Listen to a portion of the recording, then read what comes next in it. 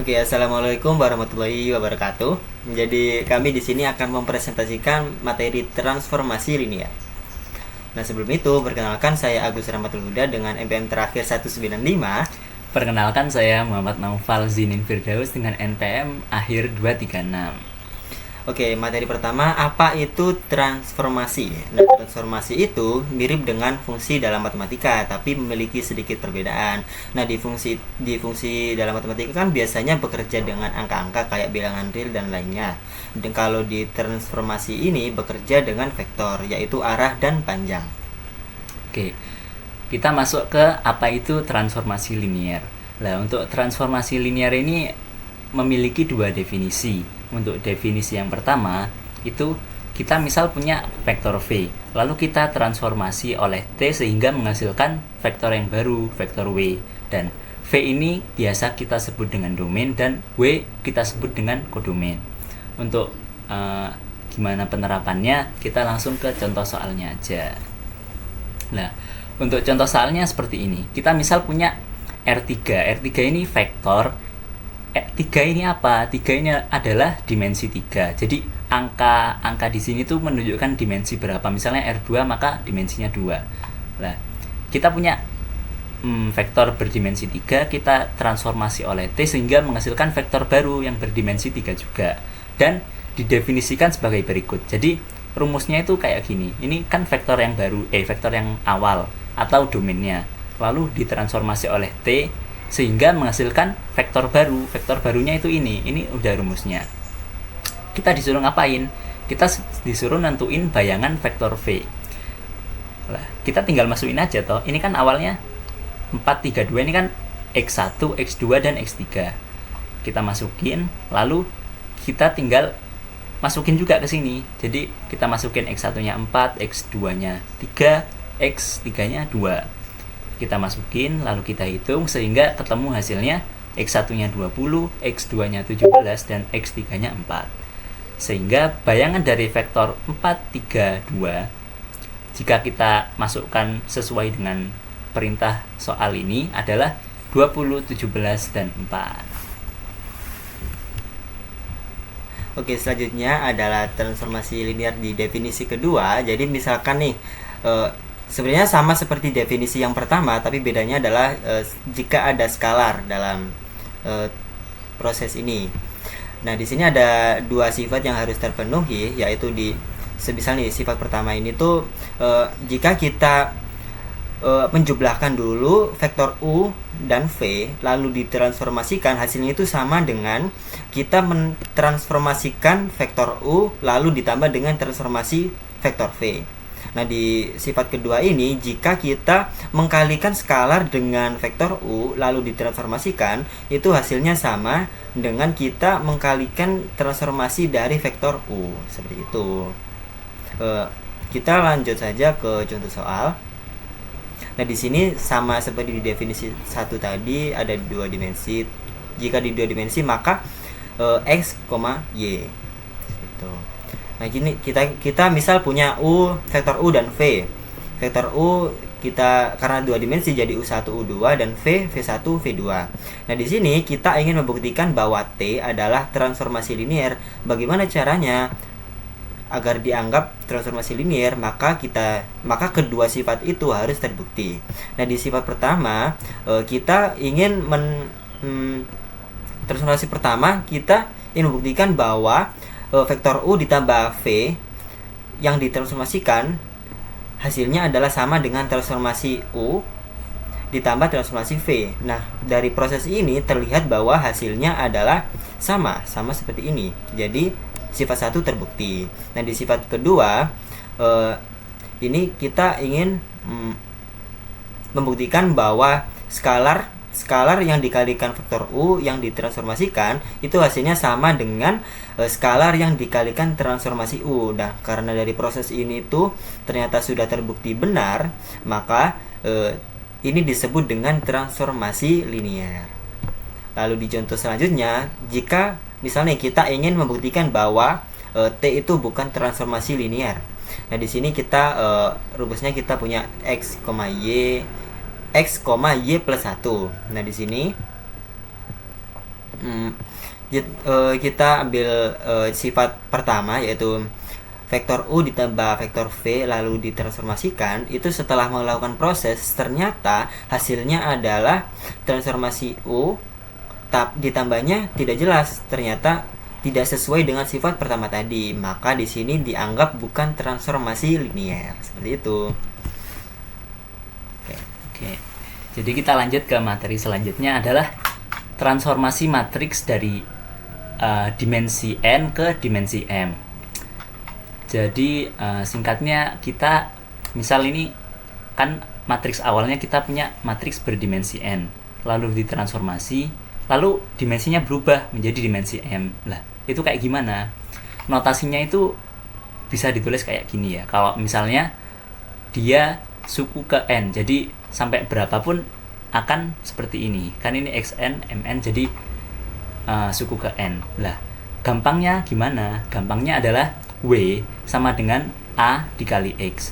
Lah, A ini apa? A ini adalah matriks standar transformasi.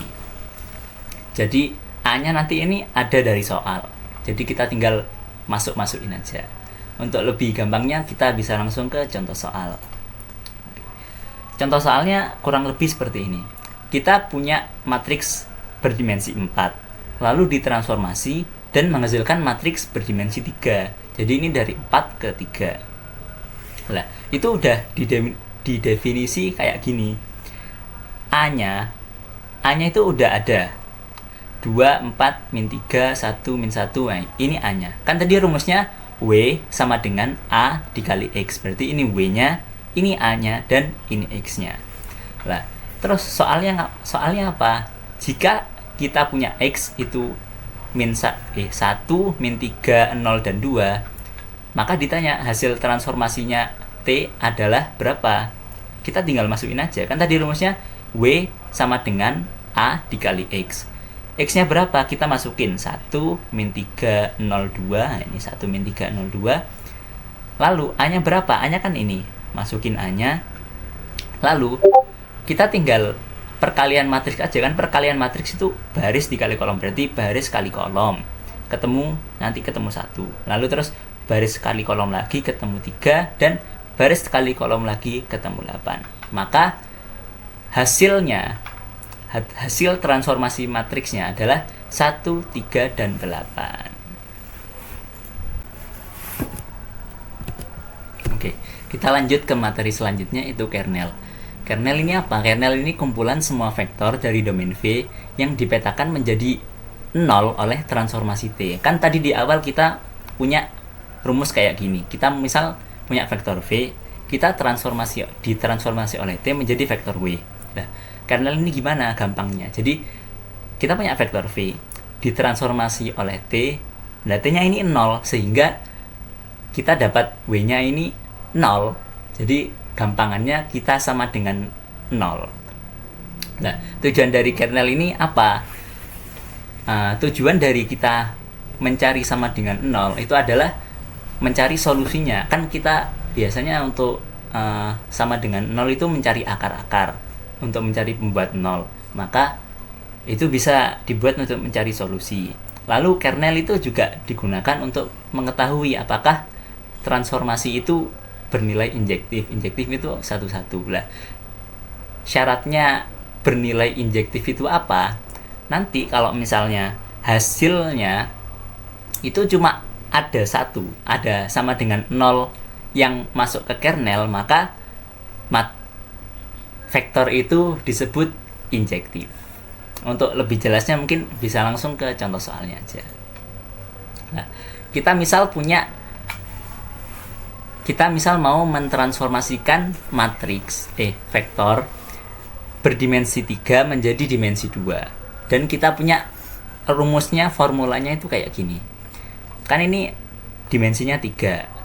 Kita transformasi menjadi dimensinya 2. Nah, kita disuruh menentukan kernel T-nya. Nah, cara jawabnya gimana? Kita cari dulu X, Y, Z-nya itu berapa. Nah, caranya gimana? Kan tadi kan gampangnya kernel itu sama dengan 0, maka ya kita sama dengan nolin aja. Jadi yang kita punya ini persamaan pertama, persamaan kedua kita sama dengan 0. X min Y plus 2Z sama dengan 0, lalu 3X plus Y min Z sama dengan 0. Kan udah ada dua persamaan. Lah, kita nyari X-nya berapa dari persamaan yang pertama, ketemu Y min 2Z. Lalu kita substitusi X-nya ini ke persamaan yang kedua, sehingga X-nya kita ganti menjadi Y min 2Z. Lalu Y-nya ketemu 7Z per 4. Lalu setelah Y-nya ketemu, kita masukkan lagi ke X-nya, dan X-nya ketemu min 1/4Z. Nah, kan ini udah sama nih.